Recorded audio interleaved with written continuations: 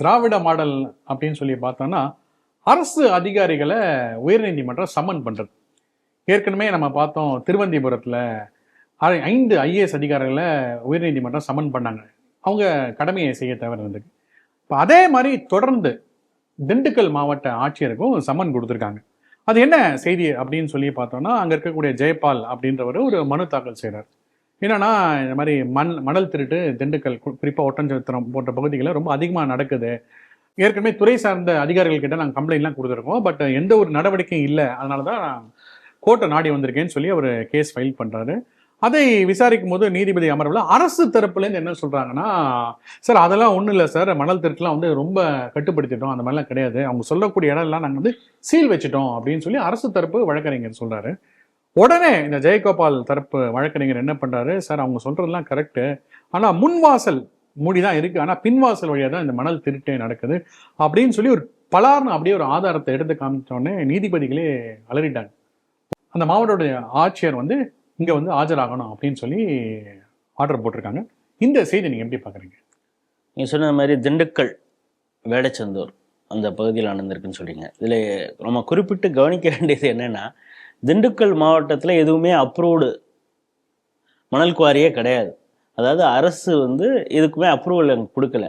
ஆனால் அரசு அப்ரூவல் கொடுக்கலன்னா கூட பழனி, ஒட்டன்சத்திரம், நத்தம், வேடச்சந்தூர் இந்த பகுதியில் வந்து மணல் அள்ளிக்கிட்டு இருக்காங்க. அதுவும் என்னென்னா ஆற்று மணல் எழுதுறாங்க, கிராவல் மண் எடுக்கிறாங்க. நீங்கள் சொல்கிறது மாதிரி இந்த ஜெயபாலுங்கிற ஒருத்தர் வழக்கு போடுறாரு, நாங்கள் அதிகாரிகள்கிட்ட கொடுத்தும் எந்த பயனும் இல்லைங்கிறதுனால தான் கோர்ட்டுக்கு வந்திருக்கோன்னு தான் கோர்ட்டு வந்து நீங்கள் சொன்னது மாதிரி அந்த அட்வொகேட் அரசு தரப்புல வந்து உடனே ஆக்ஷனில் இறங்கிட்டாங்க. பார்த்தீங்கன்னா பல இடங்களில் சீல்லாம் வச்சுருக்காங்க பாருங்கன்னு.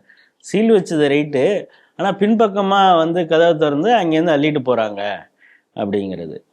இந்த அரசு எந்த அளவிற்கு கனிம வள கொள்ளையில் ஈடுபட்டுருக்கு, அதற்கு எவ்வளவு அனுமதிக்கிறது அப்படிங்கிறது நமக்கு தெரியும்.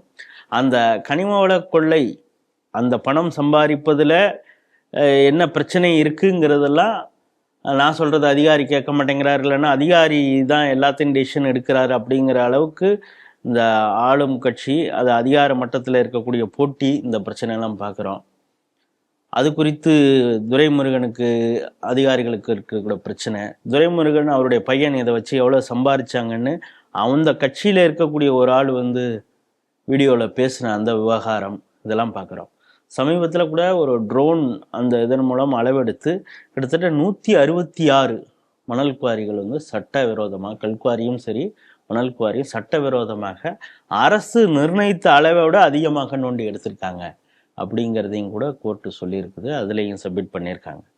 இப்படி கனிம வள சுரண்டல் கொள்ளையில் ரொம்ப தெளிவாக ஈடுபட்டு இருக்காங்க. இதை கேட்பதற்கு யாரும் இல்லை. இப்போ நீதிமன்றம் கூப்பிட்டு கேட்டால் இவங்க என்னென்னா உடனே அதிகாரிகளை முன்னிலை நிறுத்துகிறாங்க. நீங்கள் போய் நீங்கள் இன்னைக்கு, அதாவது நம்ம ஐஏஎஸ் அதிகாரிகள் இவங்க மினிஸ்ட்ரி இதில் ஒர்க் பண்ணதெல்லாம் பார்க்குறோம். இவங்களுக்கெல்லாம் டு டூ லிஸ்ட் இருக்கும். இன்றைக்கி வந்து என்னென்ன ஒர்க் பண்ணோம், இப்போ சிஎம் இன்னைக்கு எங்கே இனாக்ரேஷன் போகிறாரு, என்ன ஸ்கீமை வந்து ஒரு ஓப்பன் பண்ணி வைக்க போகிறாரு, இது போன்ற ஒரு காரியக்கிரமான்னு சொல்லுவோம்ல, டு டூ லிஸ்ட் வந்து ஒரு 7-8 ஐட்னரி இருக்கும். அதில் இப்போ ஒரு ஐட்னரியாக எல்லா ஆஃபீஸர்ஸுக்கும் என்னென்னா, இன்றைக்கி வந்து மதுரை ஹைகோர்ட்டில் போய் நம்ம எல்லாரும் சேர்ந்துன்னு, ஐயா எசமா எங்களை மன்னிச்சிருங்க, lordship please apologise for our action, action கிடையாது இன்ஆக்ஷன் அப்படின்னு. அப்புறம் இன்னைக்கு இது முடிஞ்சது. அடுத்தது இன்னைக்கு சென்னை ஹைகோர்ட் முடிஞ்சிருச்சு. அதுவே சென்னை ஹைகோர்ட்டோடைய மதுரை கிளைக்கு போயிட்டு அடுத்த நாள் போயிட்டு அங்கே வந்து lordship sorry we apologise for our inaction அப்படின்னு சொல்லி அங்கே மன்னிப்பு கேட்கணும். அதுக்கப்புறம் வேற இப்போ வந்து இது ஹைகோர்ட் இருக்கு, அடுத்தது மேஜிஸ்ட்ரேட் கோர்ட் வரைக்கும் ஒவ்வொருத்தவங்களா போய் மன்னிப்பு கேட்பாங்க போல இருக்கு.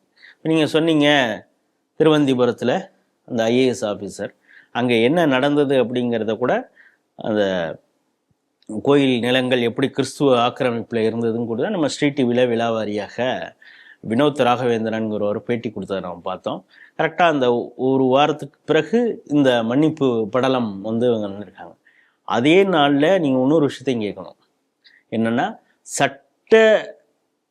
சட்டத்திற்கு புறம்பாக கட்டடங்கள் கட்டுவதற்கு அனுமதி இருந்திருக்கு.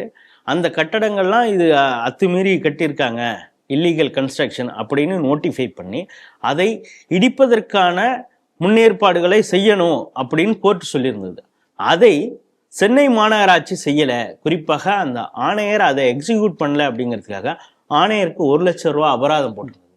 அவரும் லார்ட்ஷிப் சாரி அப்பாலஜி அப்படின்னு சொன்ன உடனே சரி போய் தொலை அப்படின்னு சொல்லிட்டு அந்த அபராதத்தையும் ரத்து பண்ணி சீக்கிரம் ஆக்ஷன் எடுங்க அப்படின்னு சொல்லியிருக்காங்க. இது போல தொடர்ச்சியாக இந்த திராவிட மாடல் ஆட்சியில். ஆனால் ஸ்டாலினுக்கு என்ன சொல்றாங்க, இவர் மத யானையை அடக்கக்கூடிய அங்குசம் அவர் கையில் இருக்கு அப்படின்னு சொல்லி இந்த ஃபோட்டோ ஷூட்டுக்காக இப்போ நான் சொன்னால ஐஏஎஸ் ஆஃபீஸருக்கு ஐட்னரி கொடுக்குறாங்கல்ல, ஒரு நாளைக்கு 7 ப்ரோக்ராம், அதில் 2 கோர்ட்டில் போய் மன்னிப்பு கேட்குறாரு. அது மாதிரி இவருக்கு ஒரு ஃபோட்டோ ஷூட்டுன்னு ஒரு 2-3 ஸ்லாட் அவருக்கு வச்சுருப்பாங்க. அவர் கையில் ஏதோ ஒன்று கொடுத்துட்டு ஃபோட்டோ ஷூட் எடுத்து இவர் ஒரு நாள் போதை ஒழிக்கணும்பாரு. அப்புறம் இவர் கட்சியில் இருக்கிறவனே போதை கடத்தல சிக்குவான். அதுக்கப்புறம் பெண்கள் பாதுகாப்பாக இருப்பாங்கம்பாங்க. அப்புறம் இவங்க கட்சியில் இருக்கிறவங்களே பாலியல் செயலில் ஈடுபடுவாங்க. இது மாதிரி பல கூத்துக்கள் நடக்கும்னு வச்சுங்க. அது மாதிரி மத யானையை நான் ஒழிக்க போகிறேன்னு சொல்லிட்டு அங்குசம் இவர் கையில் அன்பில் மகேஷ் கொடுத்தாரு. ஆனால் இவருடைய ஆட்சி அதிகாரத்துக்கு உட்பட்ட அதிகாரிகள் எல்லாம் டெய்லி போய் கோர்ட்டில் போய் மன்னிப்பு கேட்டுட்டு வராங்கங்கிறப்ப இதில் என்ன ஆட்சி இருக்குது, என்ன நிர்வாகம் இருக்கிறது அப்படிங்கிறது தான் தெரியல. குறிப்பாக இந்த கனிம வள கொள்ளை நடந்து கொண்டு இருக்கிறது. அந்த கனிம வள கொள்ளையை தடுப்பவர்கள் கொலை செய்யப்படுகிறார்கள். கனிம வள கொலையும் நடக்கிறது. அதாவது ஆக்டிவிஸ்ட் பார்த்தோம், புதுக்கோட்டையில் பார்த்தோம். அதுக்கப்புறம் மொரப்பநாடில் விஏஓ அவரை பார்த்தோம். அதே போல் பத்திரிகையாளர்கள் யாரெல்லாம் இதை எடுக்க போகிறாங்களோ அவங்கள லைவ் கேமராலேயே மிரட்டினக்கூடிய அந்த விஷயங்கள்லாம் கூட பார்த்தோம். இந்த அளவுக்கு தான் இந்த திராவிட மாடல் ஆட்சி இருக்கிறது. இப்படி இயற்கையை சுரண்டக்கூடிய இந்த திமுகவிற்கு எதிராக எந்த ஒரு சூழியல் போராளிகளும் களத்தில் இவங்களுக்கு எதிராக பேசலையே அப்படிங்கிறதையும் சேர்த்து தான் இந்த செய்தியை நம்ம பார்க்கணும்.